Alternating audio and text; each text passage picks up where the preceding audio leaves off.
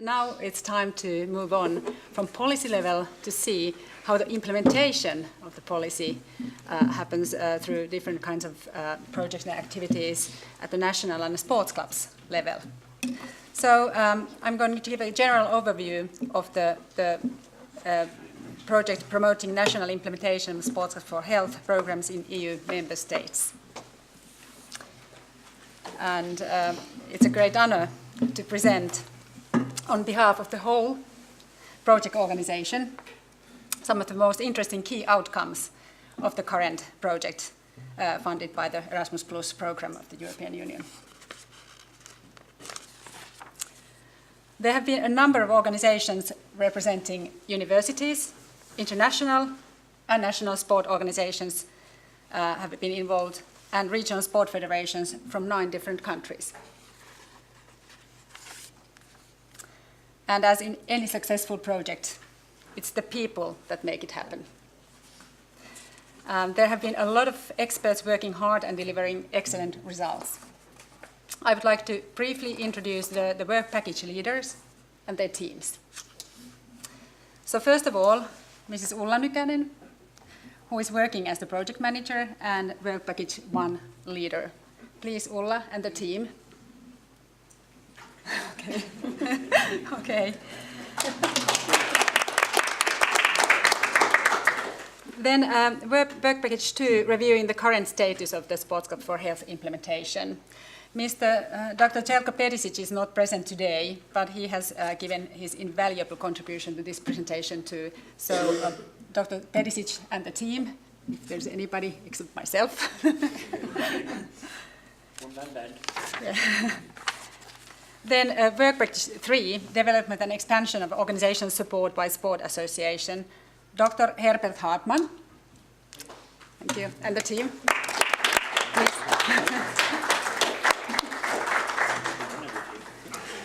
And work package 4, strengthening the scientific evidence base. Dr. Sami Kokko and the team.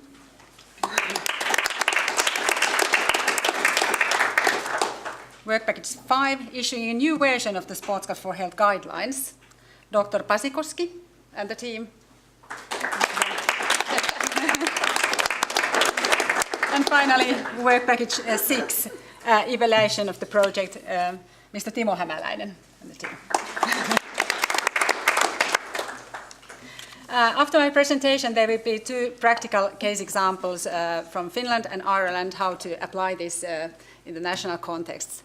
And the work package leaders, as well as the case speakers, are happy to answer your more detailed questions. In this presentation, I'm just going to briefly summarize the project background, objectives and some of the evidence-based information. Update the current status of Sports for Health implementation in EU countries, and present some key elements of the updated guidelines and the practical tool that has been created for sport associations. But before going into detail, just to get the idea of what this is all about, let's watch a short video about the Irish application of the approach.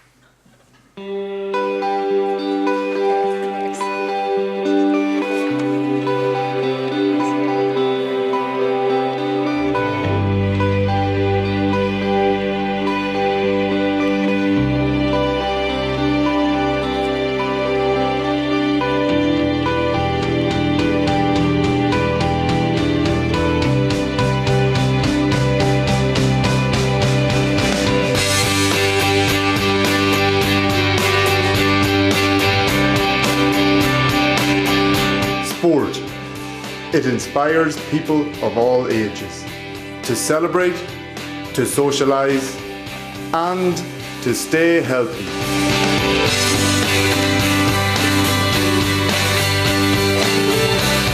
The Gaelic Athletic Association promotes Ireland's traditional games of hurling, Gaelic football, handball and rounders, while supporting our sister games of camogie and ladies football. Through the GAA Healthy Club project, our clubs also strive to support the physical, emotional and social health of our members and the communities we serve. Sports Clubs for Health has developed evidence-based guidelines and resources to assist clubs from across Europe to realise the full health potential of their activities. We do this to inspire healthy lifestyles and behaviours, to offer everyone the opportunity to participate and to strengthen our clubs and grow their relevance.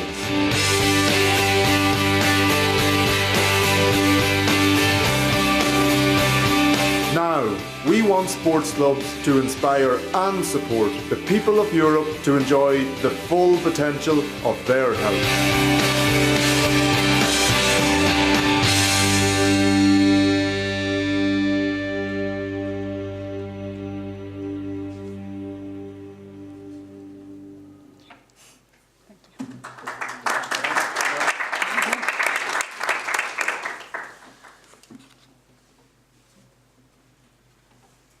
So, what is Sports Clubs for Health? I think achieving good health is a desirable goal of sports clubs members and society as a whole. By health we mean physical, mental and social health. And Sports Clubs for Health encourages sports clubs to recognize their own activities and sport disciplines in the light of their health potential and promote greater participation in health-enhancing sports activities. Indeed, sports clubs have a great potential. The health benefits of physical activity and sport are well known and evidence-based. And moreover, I think this is very important for this project, recent research findings have indicated that vigorous intensity physical activity may produce even greater health benefits than moderate intensity physical activity. However, it's worth noticing that club activities commonly place a strong focus on competitive sports and sports performance, with a lesser focus on recreational sports or sports for lore, health promotion and increasing physical activity through sports. But given that high intensity levels characterize many sports disciplines, we think it's reasonable to suggest that with millions of members, by performing their core duties, sports clubs may make a valuable contribution to health promotion and public health.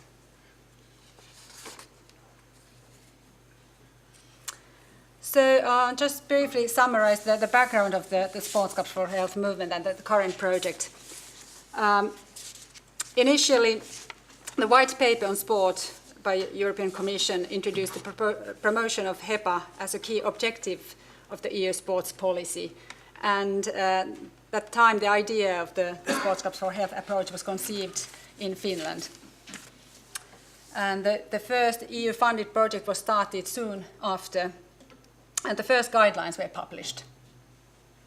Thereafter, in 2013, as we heard, the Council of the European Union suggested Sports Clubs for Health implementation as one of the 23 indicators that should be used to evaluate health and physical activity levels and policies in EU member states. And the second EU-funded project, the current one, started in 2015.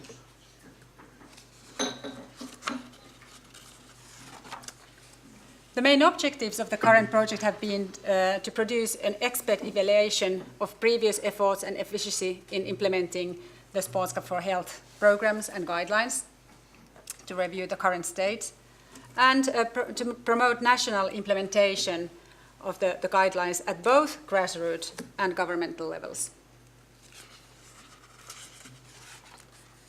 And the main outcomes of the current project are as follows.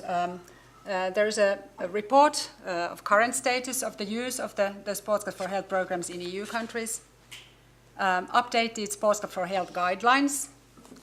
You'll find the book guidelines in the material, and the content is also available at the website.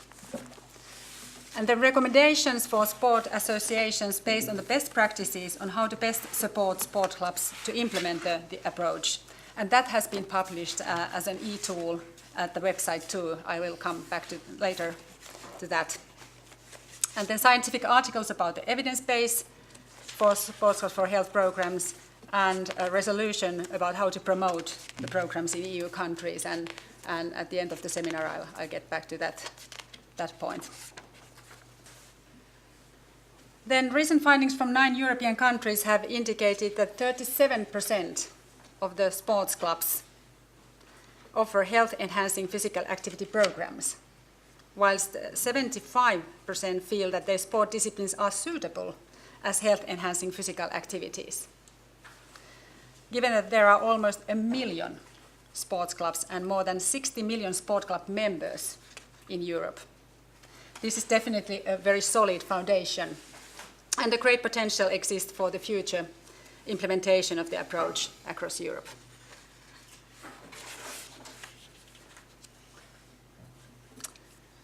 Well, how sports clubs can use Sports Club for Health approach in their activities on the whole life course.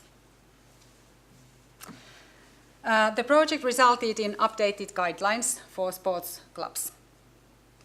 This publication has been developed to help sports clubs recognize the connections between their sport disciplines and health, and implement the Sports Club for Health approach into their sports club setting. I would like to point out that the updated guidelines focus over people's entire lifetime and include special considerations on specific age groups from childhood to old age. So this is something new compared to the first project phase that focused merely on adults. But the importance of children and adolescents in terms of health-enhancing physical activity has emerged and is included in the guidelines.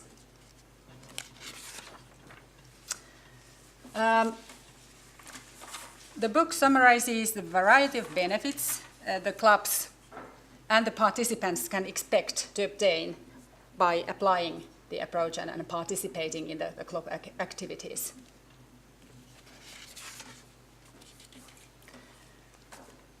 And the approach is based on 7 guiding principles that have been established as new content of the updated guidelines. I will shortly introduce the principles. First of all, Sports Club for Health approach promotes health-enhancing sports activities, which means that participating in sports is the cornerstone of each initiative, and that in the practical activity, different aspects of physical activity recommendations for different age groups are taken into account. Sports Club for Health approach follows established, evidence-based practices to ensure the effectiveness and minimizing health risks to the participants. And the activity should be implemented by qualified and competent personnel.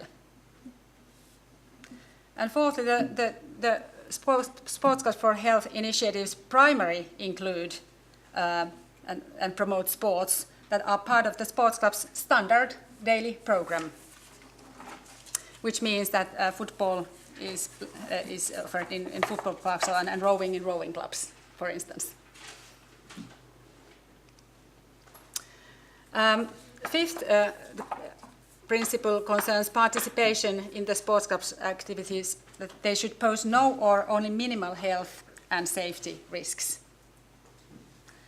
And sixth, the activities take place in a healthy environment, which means that they support the adoption of healthy lifestyle in general, and the club should be free of potentially unhealthy sponsorship or marketing campaigns as such.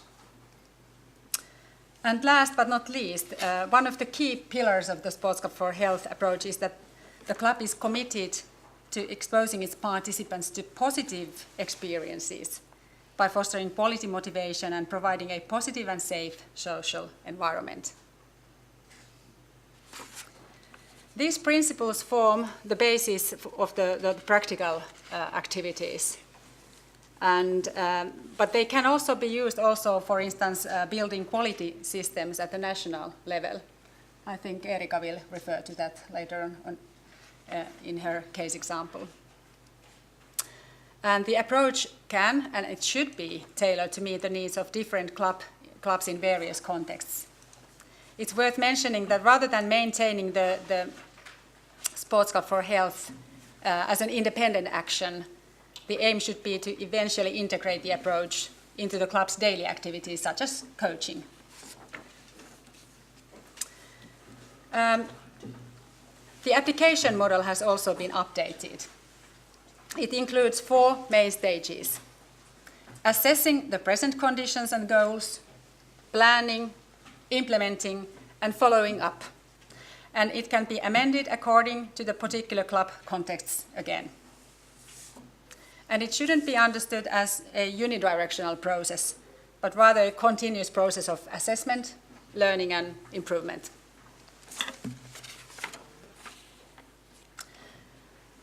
Finally, let's move from the club level to the sport association level to see how a sport association can use the approach. This is an important extension compared to the first guidelines that included club-level focus only, and that was not obviously quite enough to fully support the implementation.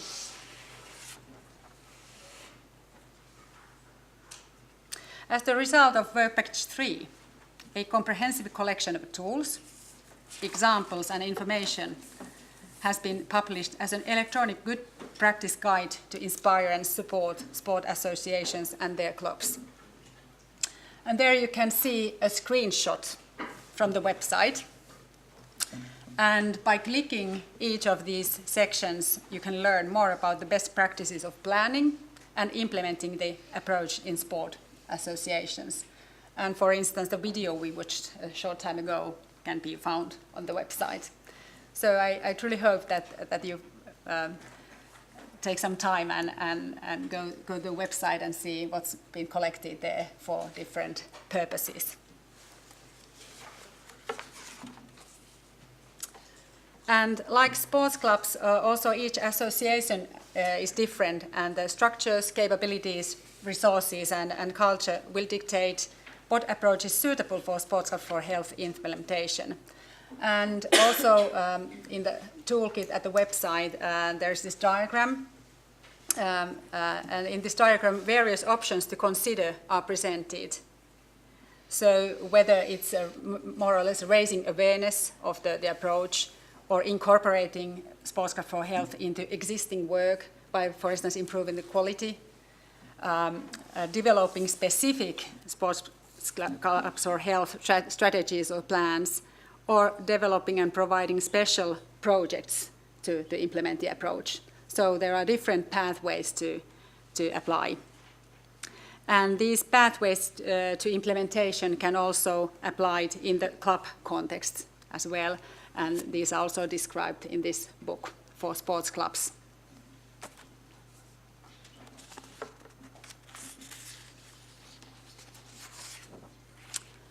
So, to summarize, I think